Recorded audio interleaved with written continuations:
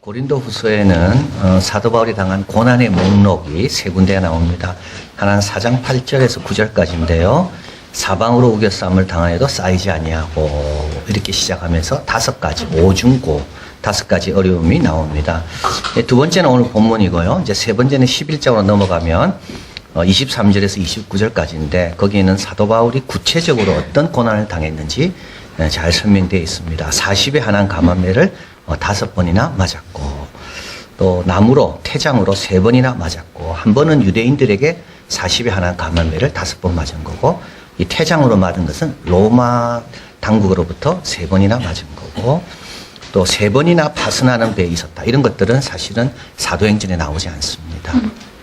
그래서 이 구절을 통해서 사도 바울이 이런 고난을 당했구나. 그리고 사실은 사도 바울은 이때는 사도행전 19장이거든요. 그러니까 아직까지 사도 바울의 일생에 있어서 당한 고난은 이게 다가 아닙니다. 그래서 그 몰랐던 이런 것들의 일부분이 여기서 다 나와 있습니다. 그리고 이제 오늘 본문이 이 세 번째인데요. 왜 이렇게 사도 바울이 고난의 목록을 자세히 이렇게 자꾸 반복해서 말하는가 하면 고린도 교회 교인들이 거짓 사도의 영향을 받아서 이 사도 바울의 사도성에 대해서 계속 의심을 하는 겁니다.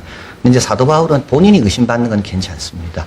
근데 본인이 전했던 말씀이 함께 권위가 약해지기 때문에 그 복음이 약해지기 때문에 사도 바울이 내가 하나님의 일꾼이다. 이거를 이제 증명을 해야 되는데 뭐로 증명하는가? 그것은 바로 본인이 당했던 고난입니다. 그래서 이 고난의 목록, 이걸 고난의 눈보라라 그러는데요. 이 고난의 목록은 다른 게 아니라 이거는 하나님의 종의 신분증이다. 그리고 하나님의 종의 일과표다. 이게 이제 오늘 본문입니다. 그래서 오늘 본문에는 9가지 고난이 나오고요.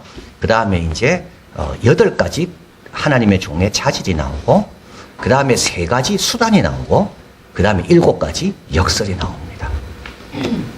이제 오늘 이게 다 설명이 될 겁니다. 좀 현기증이 나시겠지만. 근데 저도 그렇더라고요. 이 현기증 나는 걸 자꾸 들어야지 그게 은혜가 되더라고요. 너무 쉬운 것만, 가벼운 것만 들으면 그게 은혜가 안 돼요. 그래서 오늘 좀 현기증이 날 준비를 하시고 이제 9개, 8개, 3개, 7개 이제 들어갑니다. 먼저 9 고난입니다. 여기에 환난, 궁핍, 곤란 이렇게 3가지씩 고난이 9 중에 3가지씩 묶어 나오는데요. 이거는 고난에 대한 일반적인 묘사입니다. 환난은 육체적인 압박이고 궁핍은 피할 수 없는 생의 고통입니다. 곤란은 불안입니다. 좁은 장소, 구태할 수 없는 처지, 사방으로 우겨싸움을 당하는 요게 이제 곤란입니다. 그래서 사도 바울은 환난, 궁핍, 곤란을 다 당했다. 근데 이걸 좀 더 구체적으로 매맞음, 갇힘, 요란한 것 요렇게 이제 또 설명합니다. 사도 바울은 매를 많이 맞았고요. 예수님처럼 대제사장을 몰라본다고 그 밑에 있는 사람이 뺨도 사도 바울에게 때렸습니다. 그리고 사도 바울은 많이 갇히게 되죠. 이제 고린도 후서를 적고 난 다음에도 예루살렘에 갇히고 가이사라에 갇히고 로마에 갇히고 풀려났다가 또 갇히고. 근데 여러분 여기 꼭 기억하실 게 있습니다. 갇힐 때마다 구원의 역사가 일어나는 겁니다. 그리고요 서신이 적혀지게 됩니다. 요란한 것은 폭도들의 위험과 소란입니다. 자, 평화로운 것, 겉으로 보기엔 평화로웠습니다. 그런데 복음이 들어가고 사람들이 변화되고 우상을 버리게 되잖아요. 그 다음부터는요 소란한 것이 생기기 시작합니다. 항상 그렇습니다. 뭔가 좋은 것이 오면 반드시 그걸 방해하는 세력들이 소란을 피웁니다. 자, 그래서 이 3가지 갇힘, 매맞음, 요란한 것 이건 좀 더 구체적인 고난의 예들입니다. 자, 그리고 이제 수고로움, 자지 못함, 먹지 못함이 나옵니다. 요거는 자발적인 겁니다. 이건 남에 의해서 한 게 아니라 자기 스스로 극도로 피곤할 때까지 수고하는 겁니다. 이게 사도 바울입니다. 적당히 하는 경우는 절대 없습니다. 사도 바울은 예수 믿기 전에도 그랬고 주님을 만나서도 그렇고 사도 바울의 특징이라면 굉장히 열정적이고 굉장히 철저하고 굉장히 엄격했습니다. 스스로예요. 이게 수고로움입니다. 그리고 자지 못했습니다. 사도 바울은 기도하기 위해 자지 못했고 또 불편한 상황이 너무 안 좋기 때문에 잠이 올 수가 없었고 또 교회를 근심함으로 인하여 잠이 오지 않았습니다. 여러분 이런 근심이 있는 사람은 잠이 오지 않습니다. 사도 바울은 그런 것 때문에 잠을 못 잔 겁니다. 먹지 못했습니다. 전도하기 위해 먹지 못했습니다. 급히 또 다른 곳으로 가야 되기 때문에 먹지 못했습니다. 또 때로는 많이 맞고 이 배 위에서 멀미를 많이 하면 먹지 못합니다. 그리고 금식이 필요할 때도 많았거든요. 금식하기 위해서 먹지 못했습니다.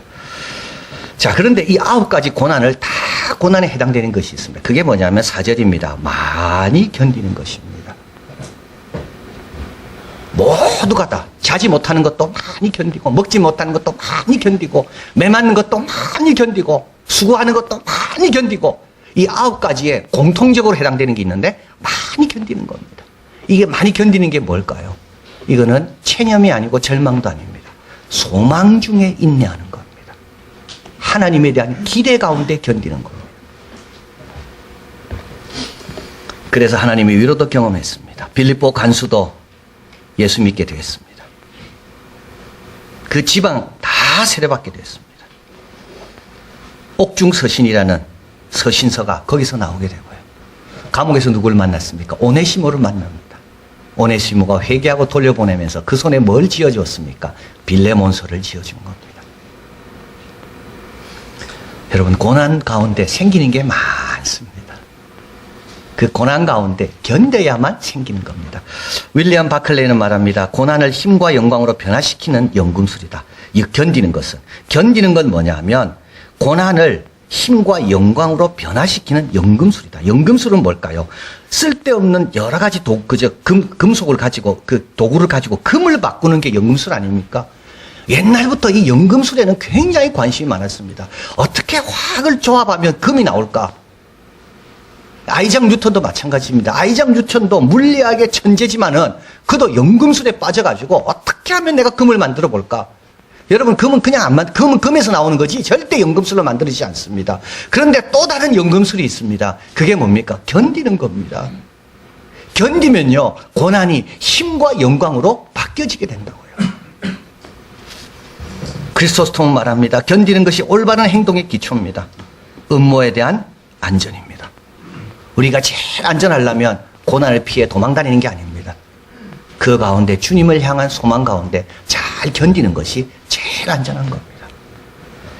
자, 그리고 나서 사도 바울은 8가지 도덕적 자질에 대해서 말합니다. 어떤 자세로 임했는지 8가지 자질이 나옵니다. 첫째, 깨끗함입니다. 여러분, 고난 가운데도 깨끗해야 됩니다. 고난 가운데도 죄 지으면 안 됩니다. 고난 가운데도 이 깨끗함을 포기하면 안 됩니다. 이 깨끗함은 뭔가 하면 여러분, 긴장된 신중성입니다. 여러분, 우리가 왜 죄 짓습니까? 신중하지 못해서 죄 짓습니다. 왜 우리는 자신을 더럽힐까요? 깨어있지 못하고 신중하지 못하거든요. 방심하거든요. 그래서 죄 짓습니다. 여러분, 깨끗하려면요, 어디를 가도 때가 안 묻으려면 신중하게 행동해야지 때가 안 묻습니다. 지식입니다. 하나님의 구원의 계획, 고난의 뜻, 나를 택한 이유. 세 번째, 오래 참음입니다. 앞에 견디는 것은 환경에 대한 오래 참음이다. 인내라면 여기 오래 참음은 사람에 대한 오래 참음입니다. 사람에 대한 인내입니다. 사랑은 모든 것을 참으며 모든 것을 견디며 모든 것을 바라며 사람에 대한 겁니다. 자비함은 하나님의 성품입니다. 성령의 감화는 성령의 도우심을 말합니다. 성령의 위로입니다. 성령의 은혜입니다. 성령의 깨달음입니다. 그리고 거짓없는 사랑은 이 성령으로 사랑하는 겁니다. 아가페, 그 능력으로 사랑하는 겁니다. 진리의 말씀은 이 가운데서도 사도 바울은 계속 말씀을 전합니다. 감옥에 가도 전합니다. 배 위에서 전합니다. 그리고 하나님의 능력입니다. 그가 가졌던 유일한 능력, 자기 능력이 아닙니다. 하나님의 능력입니다. 사도 바울은 이 능력이 언제 오는지 알았습니다. 내가 약할 때 곧 강함이라. 굉장한 비밀입니다. 여러분들 약함을 고백하십시오. 약함을 붙드십시오. 강함을 붙들지 말고 약함을 늘 잊지 마십시오. 그러면요, 하나님의 강함을 경험하게 되는 겁니다. 이게 뭔지 아십니까? 8가지가 이게 하나님의 무기고에 있는 자산들입니다. 우리가 뺏을 수 있는 것들입니다. 이 무기고는 열려 있습니다. 이걸 우리가 얼마든지 사용할 수가 있습니다. 내만 신중하면 깨끗합니다.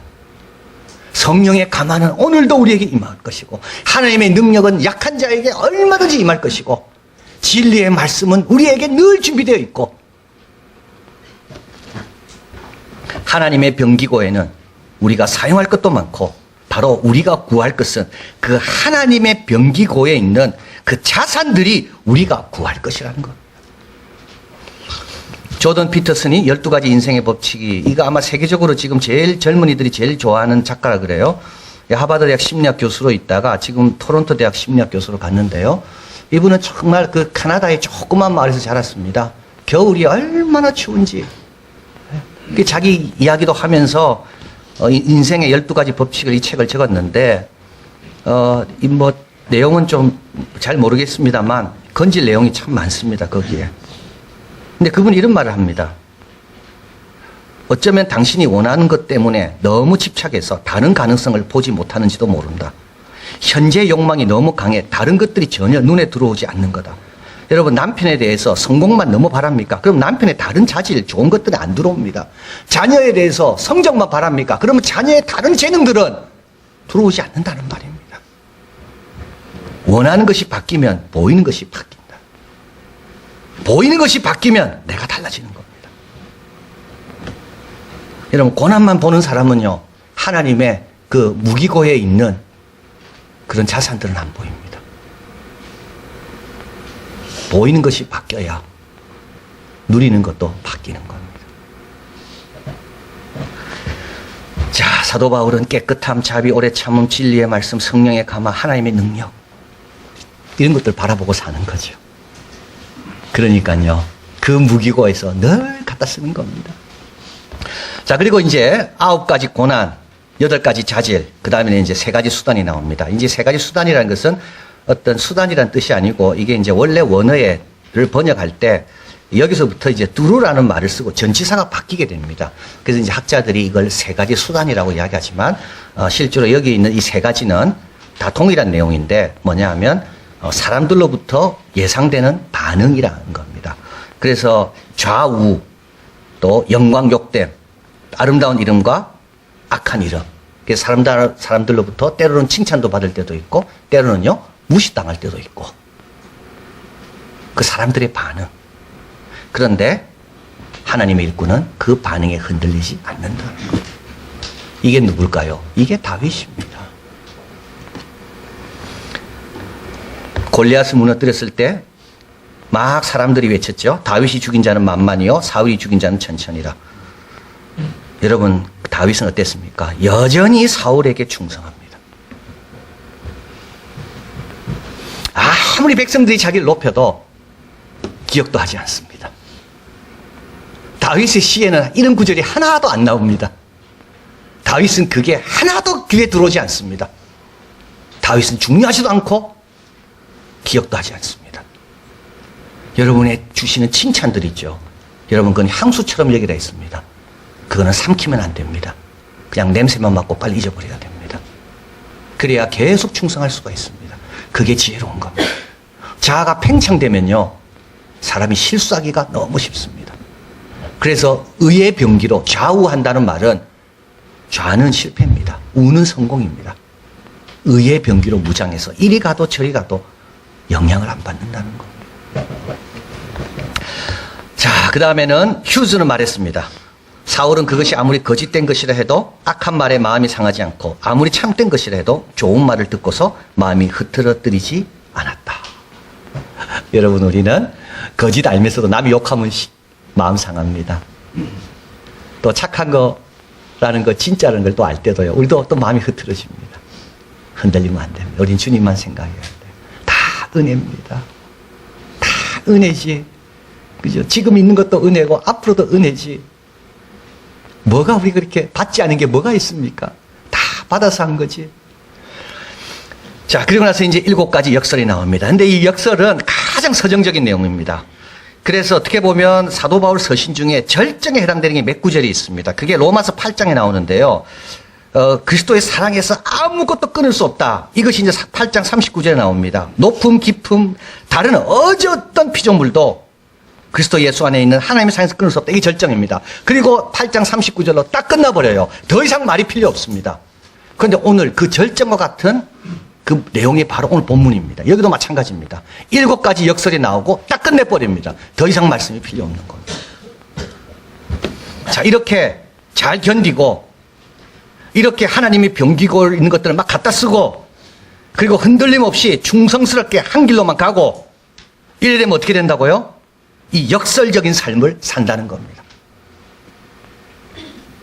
첫째, 속이는 자 같으나 참됩니다. 여러분, 예수 믿는 사람들 속인다는 말 많이 듣습니다. 천국도 없는데 천국 있다 그러죠. 하나님 보이지도 않는데 보인다 그러죠. 예배드리러 가면 하나님 계신다 그러는데 아무리 와봐도 하나님 안 계시죠. 그러나 참됩니다. 참된 것만 합니다. 무명한 자 같으나 유명한 자입니다. 사도 바울은 가마리알 문화생이었습니다. 예루살렘에서 유명한 사람입니다. 가마리알이 죽었을 때는요, 모든 학자들이 다, 당시 유대 학자들이 율법의 영광과 절제가 떠났다고 이야기했습니다. 그만큼 위대한 학자가 가마리알입니다. 사도 바울은 그 밑에서 배웠습니다. 유명한 사람이에요. 그런데 복음을 받아들이면서 무명한 자가 되었습니다. 동료들은 자신의 삶을 낭비한다고 여겼고요. 그의 재능을 내다 버리고 있다고 사람들은 안타까워했습니다. 그러나요, 우리 하나님께는 유명한 자가 된 겁니다. 귀신이 말합니다. 바울도 내가 알고 예수도 내가 아는데 너는 누구냐? 귀신은요, 알아보는 겁니다. 유명한 자가 된 거예요. 죽은 자 같으나 보라 살고, 여기 보라는 말을 사도 바울이 일부러 쓰고 있습니다. 죽을 고비를 너무나도 많이 넘겼습니다. 근데 사도 바울은요, 그냥 살고 그렇게 말할 수가 없습니다. 보라, 감탄사입니다. 내가 지금까지 살아있다. 내가 얼마나 죽을 고비를 많이 넘겼나. 많은 사람이 그때마다 내가 죽을 거라고 생각했지만 나는 지금까지 살아있고 앞으로도 계속 주님의 도움 가운데 죽음을 두려워하지 않고 살아가고 있다. 예수님 말씀 그대로입니다. 죽고자 하면 살고 살고자 하면 죽는다. 징계를 받는 자 같으나 죽임을 당하지 아니하고, 징계는 선한 뜻으로 주신 거다는 뜻입니다. 근심하는 자 같으나 항상 기뻐하고, 가난한 자 같으나 많은 사람을 부유하게 하고, 복음의 부유함, 말씀의 풍성함, 하나님 나라와 천국 소망의 충만함. 여러분, 세상이 지금 필요한 게 이거 아니겠습니까? 뭘 줘야 참으로 부유함을 느낄까요? 우리의 욕심은요, 우리의 원하는 것보다 항상 더 빨리 간다 그랬습니다. 욕심 채워지면요, 원하는 게 또 생깁니다. 원함은 욕심보다 항상 먼저가 있습니다. 아무리 체험받아도 우리는 여전히 부족합니다. 근데요, 복음을 가진 사람은요, 가난한 자 같으나 많은 사람을 부유하게 합니다. 자, 그리고 마지막, 더 이상 말이 필요 없는 마지막입니다. 절정입니다. 아무것도 없는 자 같으나 모든 것을 가진 자로다. 여러분, 누가 모든 것을 가진 자일까요? 기뻐하는 자입니다. 누가 모든 것을 가진 자입니까? 자기에 대한 참된 지식이 있는 사람이 모든 것을 가진 자입니다. 누가 모든 것을 가진 자입니까? 깨끗한 자가요, 모든 것을 가진 자입니다. 누가 모든 것을 가진 자일까요? 하나님의 사랑으로 사랑하는 자가 모든 것을 가진 자입니다. 1888년 25살에 조선에 입국하여 10년 동안 선교 활동을 한 제임스 게일이 적은 조선 그 마지막 10년의 기록, 1888년에서 1897년에 보면 김씨 노인이 나옵니다. 정말 이름도 없습니다. 그냥 김씨입니다. 무명한 자입니다. 처음에 복음을 이분이 들었을 때, 그 말에 왔을 때 집어치우라고 했습니다. 붕괴하고 떠났던 노인입니다. 그런데 또 다시 오는 겁니다. 그리고 말씀을 들으면 들을수록 이 노인의 얼굴이 변화되는 겁니다. 그의 눈에 눈물이 흘렀습니다. 왜 그렇게 되었는지 본인도 모른다 그랬습니다. 그러나 예수님의 이야기를 듣다 보니까 자꾸 그 이야기가 자기를 위한 이야기로 느껴지더라는 겁니다. 그리고 하나님과 함께하면서 그런 쉰이었는데, 쉰 평생 처음으로 평강이 뭔지를 알았다고 쓰고 있습니다. 그 마을 어르신을 찾아가 자기의 일어난 일을 전했습니다. 마을 어르신들은 그를 무시했고, 그리고 마을 사람들은 모여 천지신명께 이 마을의 이상한 망령으로부터 우리를 구해달라고 기도하기 시작했습니다. 그는 밤마다 큰 소리로 기도했습니다. 마을 사람들은 그 소리가 듣기가 너무 싫었습니다. 이 노인은 한번 아궁이에 지필 풀을 베는데 너무 피곤해서 아마 이때 이제부터 몸이 안 좋았는가 봐요. 주님께 무릎 꿇고 말씀드리려고 했습니다. 그 순간 주님이 말할 수 없는 기쁨과 평안을 경험하고, 그런 이런 주님을 만나기만 한다면 우리 마을 사람도 이런 평안을 얻을 텐데. 마지막 죽는 순간 그는 우리 게일 선교사님과 그 일행들에게 용기를 주었다고 합니다. 가장 똑똑한 자들이 지식을 다 동원해 그 마지막 죽을 순간까지도 용기를 갖게 하는 그것이 무엇인지를 그렇게 찾다가 찾지 못하고 죽어간 그것이 이 가난하고 무식한 늙은 노인에게 있었다는 겁니다. 지금 이곳에는 그 당시 책을 적을 때입니다. 그의 기도대로 예배당이 지어지고 있고 그의 자그마한 초가 근처 소나무숲 양지 바른 언덕 그의 무덤이 거기에 있는데 게일 선교사는 이야기합니다. 그를 생각할 때마다 지금도 눈물이 흐른다. 속이는 자 같으나 참되고 무명한 자 같으나 유명한 자요 아무것도 없는 자 같으나 모든 것을 가진 김씨 노인입니다. 여러분 9가지 고난 잘 견디시고요. 하나님 주신 8가지 자질 자신의 것으로 자꾸 삼으시고요. 어떤 반응에도 영향받지 말고 그렇다면 우리도 7가지 역설적인 삶 죽은 것 같아도 보라 살아있고 가난한 것 같지만 많은 사람을 부유하게 하고 아무것도 없는 것 같아도 모든 것을 가진 자로서 살아가는 우리가 될 줄 믿습니다. 사랑하는 하나님 감사합니다. 이 귀한 생명을 주시기 위해 주님 오셨습니다. 이 세상 생명 갖고는 안 되고 세상 거 가지고는 안 되기 때문에 주님께서 우리를 위해 오셨고 죽으셨고 부활하셨고 지금도 교회를 통하여 말씀하십니다. 하나님 저희들 엉뚱한 데 가서 이 가란 걸 채우려고 하지 않게 하시고 생수의 근원 되신 예수님께 와서 거기에서 영원히 목마르지 않는 물을 마시며 그 물로 축복을 누리고 소망 가운데 살아가며 잘 견디고 그리고 주위 사람들에게 속이는 것 같으나 참된 맛을 하고 주위 사람들에게 참된 부요를 전하고 주위 사람들에게 깨끗함으로 하나님의 병기고에서 갖다 써서 진리의 말씀으로 잘 인도하고 안내받는 우리들이 다 되게 하여 주시옵소서. 모든 말씀 예수 그리스도 이름으로 기도하옵나이다. 아멘.